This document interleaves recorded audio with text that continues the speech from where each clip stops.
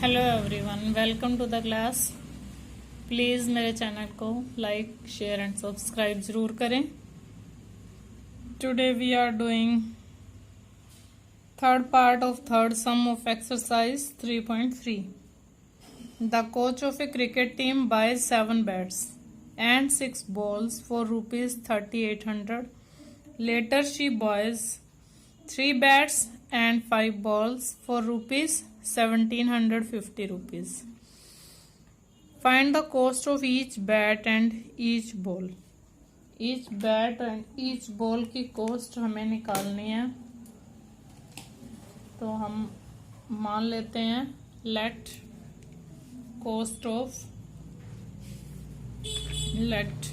Solution इसका निकालते हैं। जो हमें निकालना है, जो हमें फाइंड आउट करना है, वही हम सपोज कर लेते हैं। लेट कॉस्ट ऑफ 1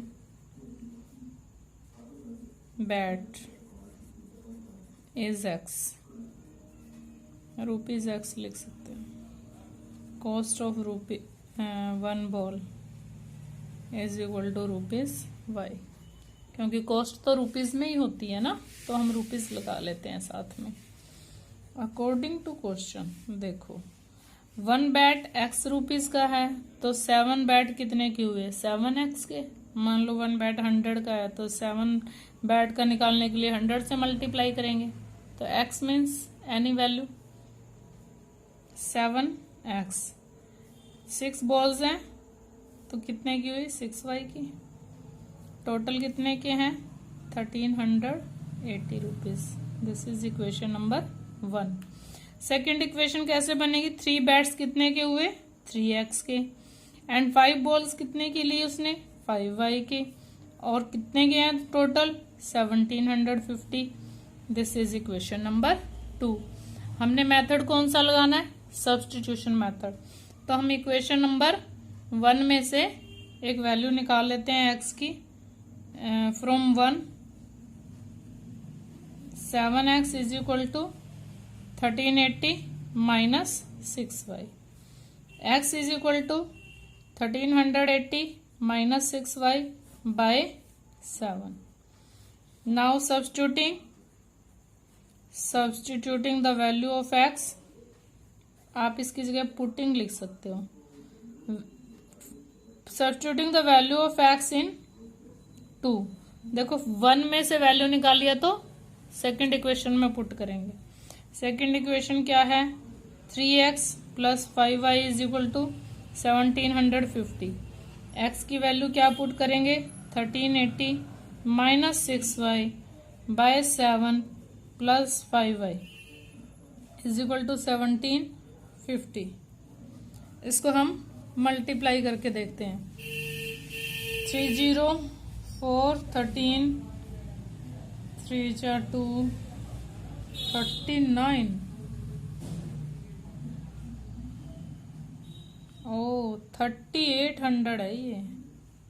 हम 1380 कहाँ से लिख रहे हैं? ये 1300 है, नहीं है, ये 13800 है। Sorry for that. और आप इसको 3800 कर लो। Yes, now 11 minus 18y by 7 plus 5y is equal to 1750। अब 11,440 माइनस 18y, 7 5 जा 35y इज इक्वल टू, हम बाय 7 लिया, ये इज इक्वल टू एक बार 1750 ही ले लेते हैं। अब इसको 7 को उधर जाके मल्टीप्लाई कर लेते हैं। 11,440 minus 18y plus 35y is equal to 1750 को 7 से मल्टीप्लाई करके देखते हैं क्या आ रहा है। ये 0 5 3 1 12 22। देखो 35 प्लस का है, 18 माइनस का है, तो प्लस का कितना आ गया? 17y। 12,250 में से 11,440 को माइनस करके देखते हैं हम। 17y इज इक्वल टू, ये आपका आ जाता है 400 है ये आपका आ जाता है 850। ये मल्टीप्लाई मैंने की नहीं है 200, ये पहले का 4 जो पड़ा था वो रह गया। और y is equal to 850 by 17, 17 1 जा 17 5 जा, तो y की वैल्यू क्या आ गई 50। y क्या था, कॉस्ट ऑफ बॉल। अब आप y की वैल्यू इक्वेशन नंबर 3 में पुट कर दो। इक्वेशन नंबर 3 क्या थी, जो हमने x की वैल्यू निकाली थी 1 में से। Putting value of y, putting value of y in 3, x is equal to 3800 minus 6y, y means 6 into 50 by 7, तो ये क्या आ गया 3500 बाय 7। 500 का बैट है और बॉल है। कॉस्ट, हमने x क्या माना था, कॉस्ट ऑफ 1 बैट माना था, तो हम लास्ट में ये लिखेंगे cost of 1 bat is equal to ₹500 and cost of 1 ball is equal to ₹50। This is our answer. तो हम आंसर को प्रॉपर लिखेंगे। Yes, fourth sum, taxi charges in a city consist of a fixed charge, consist of a fixed charge. देखो आपने 9th में भी एक taxi fare वाला सम किया था, बिल्कुल वैसा ही है कि कुछ किलोमीटर के लिए तो वो फिक्स चार्ज ले रहा है, लेकिन फर्दर के लिए for a distance of 10 kilometre the charge page, 10 kilometre के लिए 105 उसने चार्ज किया है और 15 किलोमीटर के लिए 155 चार्ज किया है। What are the fixed charges and charge per kilometre. कुछ उसके किलोमीटर के लिए फिक्स चार्जेस हैं कि इतने तो उसने लेने ही लेने हैं। लेट हम सपोज कर लेते हैं जो हमने निकालना है वही।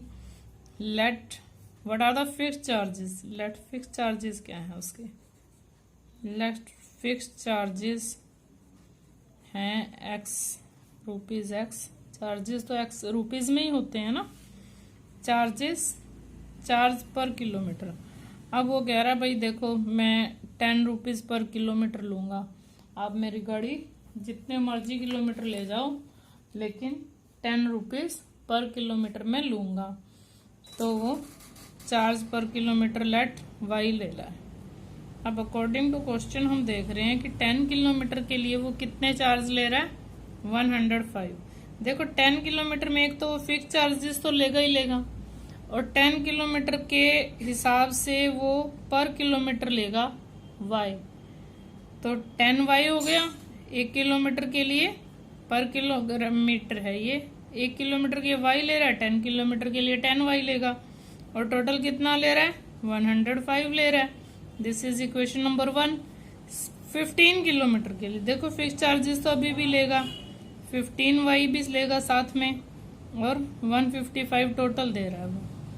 वही हम करेंगे, यहाँ से x की वैल्यू निकालते हैं 1 में से, क्योंकि हमने ये किससे करना है सम, सब्स्टिट्यूशन मेथड से करना है ना। तो ऐसे करो आप, यहाँ से from 1 x is equal to 105 minus 10y, let this is equation number 3। अब पुटिंग वैल्यू ऑफ x, आप x की वैल्यू पुट करो, putting value of x in 2, 1 में से निकालिए तो 2 में पुट करेंगे। x की वैल्यू यहाँ पुट करो, 105 minus 10y plus 15y is equal to 155। Yes 105, यहाँ से प्लस का 5 बचा है, माइनस का 10 है, प्लस का 15 है, प्लस का 5y। अब 105 को हम राइट हैंड साइड में ले जाएंगे तो कितना आ जाता है 50 और y is equal to 50/5 we get 10। y की वैल्यू कितनी आ गई 10। अब आप इस इक्वेशन नंबर 3 में पुट कर दो। Putting y is equal to putting y in equation number 3 x क्या आ जाता है अब x इज इक्वल टू क्या है 105 माइनस 10y और y हमारा क्या है अभी 10 आया है तो 10 10 जा 100 105 में से 100 हम माइनस करते हैं तो x की वैल्यू क्या आ जाती है 5। इसका मतलब x क्या था फिक्स चार्जेस थे। फिक्स चार्जेस क्या ले रहा है वो 5 रुपीज ले रहा है कि 5 रुपीज तो मैंने लेने ही लेने हैं। और चार्ज पर किलोमीटर कितना ले रहा है चार्ज पर किलोमीटर कितना ले रहा है रुपीज y था y कितना है 10 रुपीज ले रहा है। This is the answer. But हम इसको फिर भी चेक तो करके देखेंगे। कैसे करेंगे चेक देखो 10 किलोमीटर के लिए उसने 5 रुपीज तो ले ही लिए और 10 किलोमीटर 10 रुपीज पर किलोमीटर भी लिया 10 10 जा 100 तो उसने ये ले लिया और 5 फिक्स चार्जेस लिए कितने हो गए 105 हो गए। अब 15 किलोमीटर के देखो 5 जो फिक्स है वो तो ले गई और 10 इंटू 15 भी लेगा। 15 किलोमीटर के 10 रुपीज पर किलोमीटर के हिसाब से कितने हुए 150 और 5 155। तो ये हमारा सम चेक हो जाता है कि राइट है हमारे आंसर। अगर ये आंसर हमारे 5 और 10 राइट नहीं होते तो यहाँ पे 105 और 155 ना आता। क्लियर। अब इसी का 5th पार्ट देखो। 5th पार्ट क्या है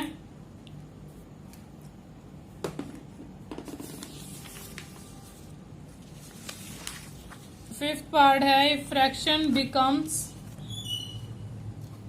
9/11 when 2 is added to both numerator and denominator।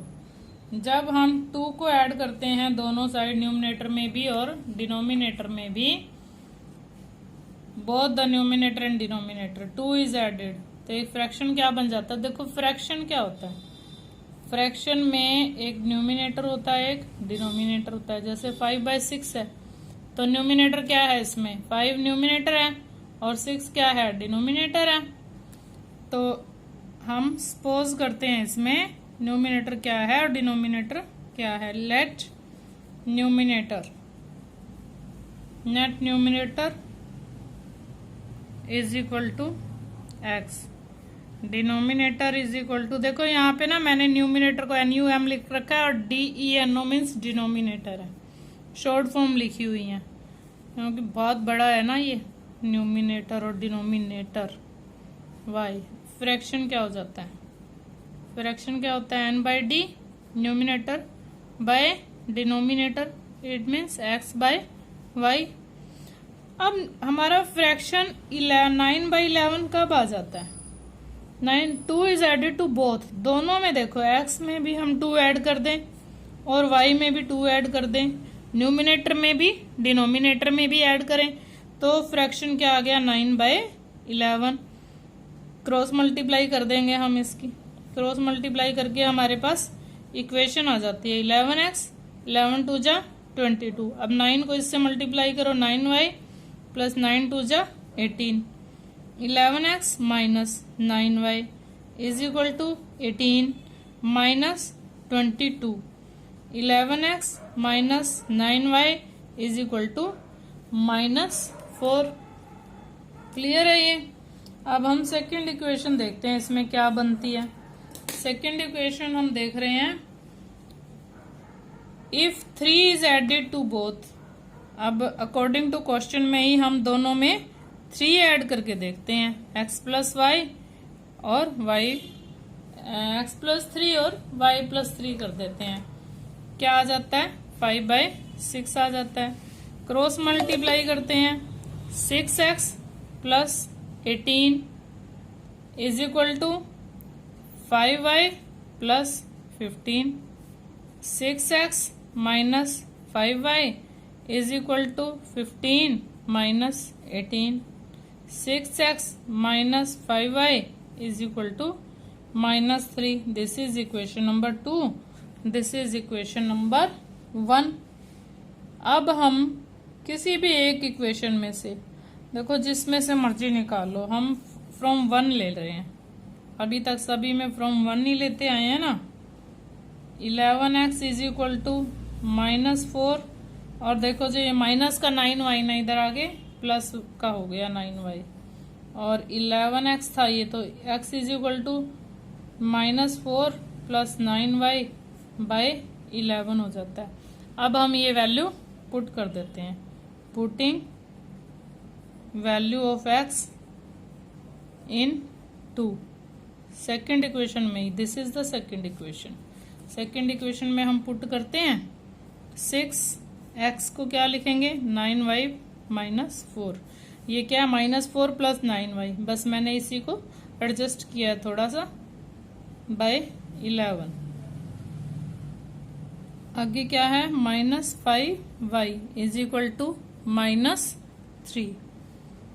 6 4 जा 9, 6 जा 54y -5.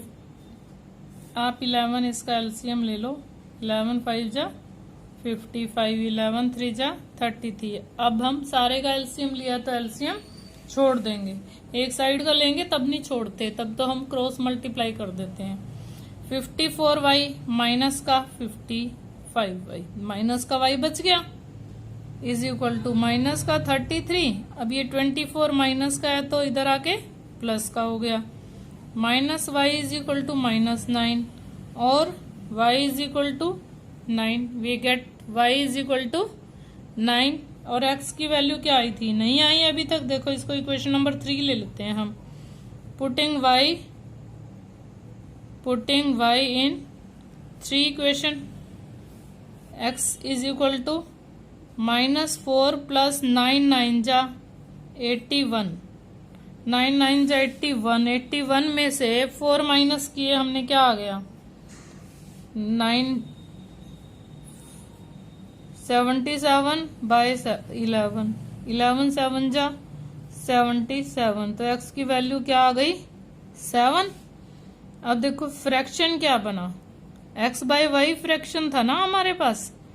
x क्या है 7 और y क्या है 9. तो फ्रैक्शन क्या आ गया आपका 7 बाय 9. इसको आप चेक भी कर सकते हो. 7 बाय 9 में 2 2 ऐड करो, 9 बाय 11 आ गया. 3 3 ऐड करो, 10 बाय 12, 5 बाय 6 हो गया. क्लियर.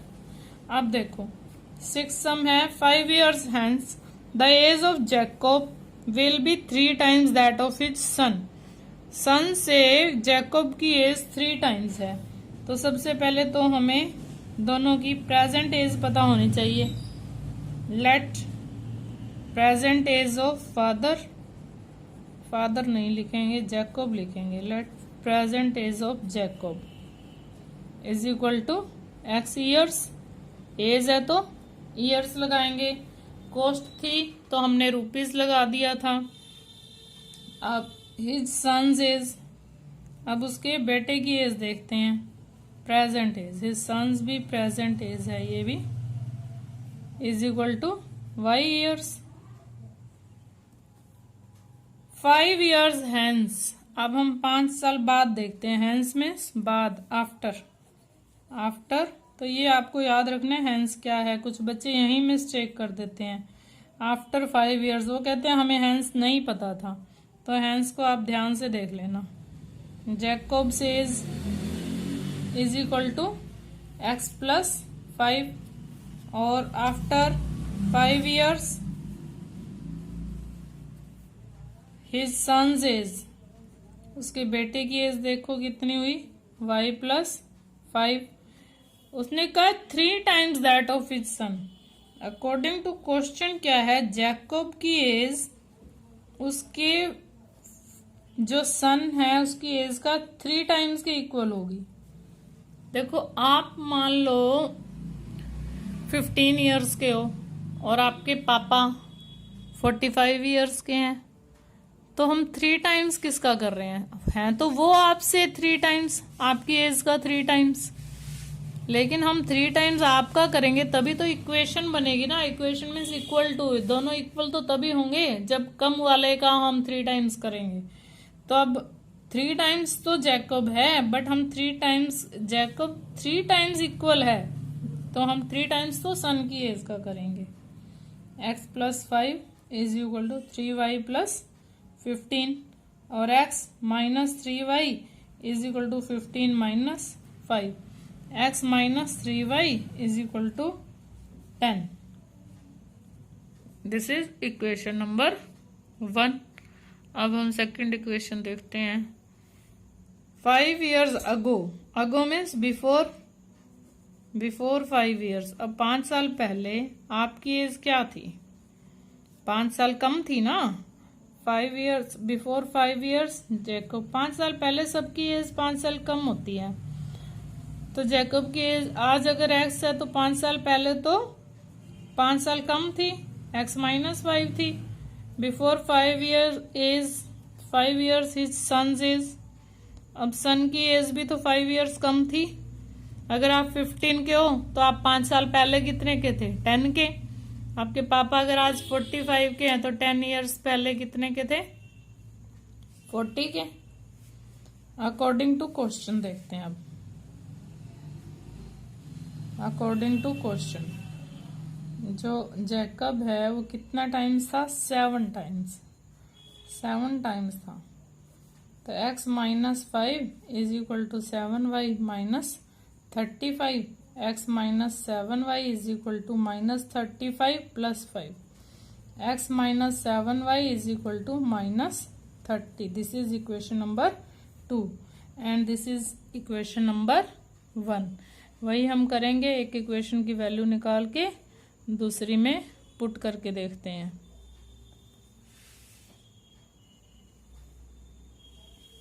अब यहां से निकालते हैं हम x की वैल्यू, और x = 10 + 3y आ जाती है।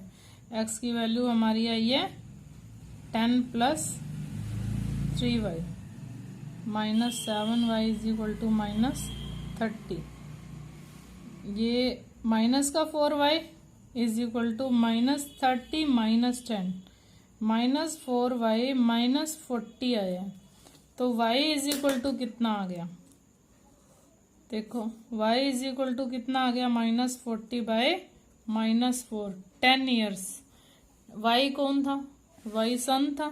सन की एज 10 years आई है। अब हम इसमें पुट करते हैं। x क्या है? 10 + 3y है। x 10 + 3 × 10, 10 + 30 कितना आ गया? 40। x कौन था? जैकब्स की प्रेजेंट एज थी। तो आप क्या लिखोगे? जैकब्स से present age, Jacob's present age = 40 years and sons present age is 10 years। Clear? अब हम इसको चेक करके देखें। देखो 5 years पहले ये 35 का था। 5 years पहले जैकब कितने का था? 35 का हो गया। और 5 years पहले सन कितने का था? 5 years का। देखो ये 7 टाइम्स है ना। अब आप 5 years आफ्टर देखो, 40 और 5 45 और 10 + 5 15। ये 15 3 होता है। ये कितना है? 3 टाइम्स। इट मीन्स हमारा सम राइट है। जो आंसर आए हैं वो राइट है। क्लियर? अब ये एक्सरसाइज आपकी कंप्लीट हो गई। Thank you. प्लीज़ मेरे चैनल को लाइक, शेयर एंड सब्सक्राइब जरूर करें।